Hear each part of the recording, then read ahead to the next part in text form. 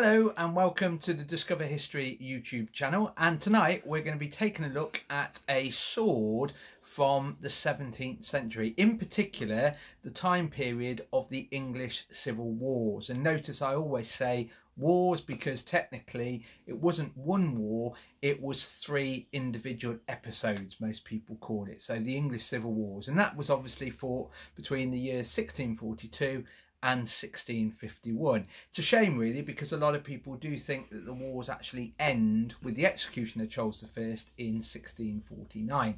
However, you have to remember there were rebellions after that, and obviously we then have Charles land in Scotland and march from Stirling down to Worcester with the Battle of Worcester campaign.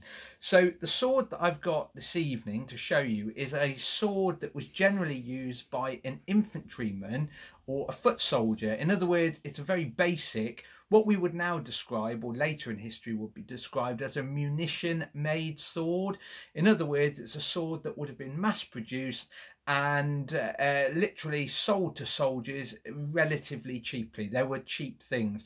Notice I also said sold, because what you have to remember, by the 17th century, as it was in medieval times, everything a soldier took to battle he had to pay for. Now, a lot of the time, the soldier felt that he was getting given stuff. So he would be issued, for example, a sword or a breastplate and backplate from, for example, the city armoury. But what he didn't realise until payday as such, he was having to pay for it each week. So he would get massive deductions for things like helmets, gunpowder, and so on. So the sword that I've got is this one, and like I said, it's a very basic, what we would call munition sword, and it was a sword that would have been mass produced. As I said, it is very basic. Well, I'll talk you through it, and then I'll show you what the blade looks like, and I'll show you some examples as well. What is really important before we look at that is the social status of carrying a sword. In any period in history, including especially the Middle Ages and also in the 16th and 17th century, swords were mainly worn as a mark of a gentleman. And that's very important for this story, basically. And in books like this one, Arms and Armour of the Civil War by David Blackmore, a fantastic reference book to have really, are lots of different swords, and you will see them categorised here, mainly with more modern categorisation, for example, Basque hilt and so on. So there are lots of swords around, but really the sword marked a gentleman, and that's why when you look at a lot of swords, they are very well made, very decorative, sometimes with inlay. Some of them with cutouts on them, and they mark a man. And a lot of the time they weren't really used, they were showpieces.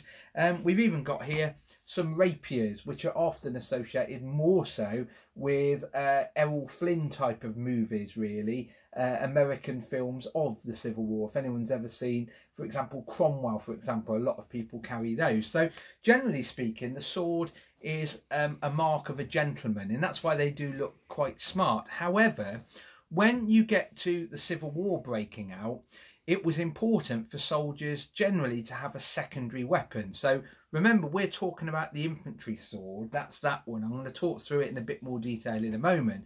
But you have to remember, the infantry are broken into those two different categories. So you have the pikeman and the musketeer, and you have to remember the main weapon of a pikeman would have been the pike, and we will do a video in the future just about the pike. I'm only going to bring in a small pike, a half pike as they're often referred to, because obviously the real pikes are a good sort of 16 to 18 foot long, and trust me, this room will probably just hold one in here, but getting it through the door would be another story altogether. Perhaps through the window that shouldn't be a problem, but as it's raining and we've got snow forecast at the weekend, it's probably not a good idea to bring a pike through your window into your living room. So generally speaking, a pikeman carried a pike, and he was not to throw it down, even though you do see reenactors using a pike and then throwing them to one side. It's a weapon to keep the enemy at arm's length, especially cavalry, who will cut you down. Remember, they're on a horse a lot higher than you are. and a vast array of weapons, including pistols, which are really designed to hit the infantryman at the distance of a pike. So obviously the pike is the main weapon for the pikeman. When it comes to a musketeer, the main weapon of the musketeer is in fact the musket. And once again, he's not going to throw it to the floor, even though sometimes you do see reenactment where they fire their muskets and they put them to the ground and draw their sword, for example. At the end of the day, the pike and the musket is the primary weapon of those soldiers. So you're not really going to throw it away. So pikemen and musketeers of the infantry were generally having a secondary weapon, and the secondary weapon, as I said, was the sword. Now, I say this as a secondary weapon. We also know a lot of pikemen carried cut down bits of pike, so a bit of wood to make a club. Some carried axes because they were more useful for chopping firewood. And then you also see a variety of daggers, clubs, cudgels, that sort of thing being carried. But soldiers liked a sword mainly because they had this idea in their head that it was a mark of a soldier. And if you remember what I just said about gentlemen carried a sword, it was seen as a status thing. So soldiers didn't not carry swords, but they were expensive things and they had to pay for them. So you had a lot carrying cudgels and so on, but the sword is a status symbol. It shows that that person is important, a bit like the gentleman before the English Civil War. So this is a sword that is often referred to as a hanger. They were sometimes called tucks as well. And the term basically talks about a mass-produced short sword. So we're not talking about a cavalry sword designed to reach a man on the ground. So we're not talking about this really long thing. They are pretty short. Hopefully you can see that on the camera there. They're not the longest of things really. And what we have at the top is obviously the hilt, and the hilt has the blade going all the way into the handle, and you can just about see there hopefully where we've got part of the blade hammered over. So the blade goes along here, then it goes into what's often referred to as the tang, and then that's hammered over just of there. So it's a mass-produced cheap short sword basically. We've then got the handle. This one is made out of wood, which is extremely common. Some of these were also made out of antler. We see antler ones of these as well, original ones. And then obviously you've got the hand guard. These two shells either side are very stereotypical to do with a hanger or tuck. It's very, very common to see that. Some people say that really refers to that sword being a tuck or a hanger because it has these two shells, and they're really designed to protect the hands when you're using the sword. And then obviously we've got the bar, the knuckle guard as such, it runs along here. And that we know was also used as a weapon. It could be used to punch a man in the face, to push him away from you if he's too close. But like I said, this is more of a social status thing really. It's a symbol of a soldier, it's a symbol of a gentleman, and that's why pikemen and musketeers like carrying them. But at the end of the day, these things had to be paid for. So some soldiers would have preferred a cudgel, something like an axe, a club or something like that. Much more useful, to be fair. Some soldiers we know did complain that if they did have to carry a sword, it did get in the way. If you're a cavalry trooper and you're riding on a horse, the sword's not getting in your way. But if you're on foot, this thing can become a trip hazard. It can get caught between the legs and you could fall over. It could get really in the way, which is not the thing to do if you're having to run somewhere in a hurry. For example, fleeing from horses. So that's the hilt. And then we have the blade. And this is a copy of one that is held in an armoury collection, basically, that used to be at Littlecross House, which I don't think is kept there anymore. Now, the blade, as you can see, is relatively short, and this one is sharp. So we have a single edge blade. So this side is the sharp part of the blade, and that would have been obviously used for the cutting. So this would have been used for cutting at the arms, legs and that sort of thing of a person, or even a horse if the cavalry trooper gets close in. For example, you don't have a pike, or your musket is no longer able to be reloaded for one reason or another. You will see there is a small indentation running down. Often incorrectly known as the blood drain. That is actually a way of making the sword a little bit lighter.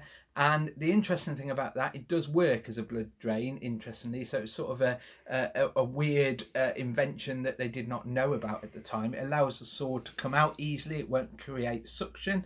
And then you will notice there is a small section where the blade is actually sharp on that end as well. So you've got the blade running along here, the sharp bit running along here, and then the blade, the sharp bit, runs along to that point there. And that is really so it can be used to thrust into a person as well. So it is single-edged, apart from this bit just of here. Some of them were literally single edged, and some have a slight curve to it. Not a big curve like a cutlass, but some of them do have a slight curve to it.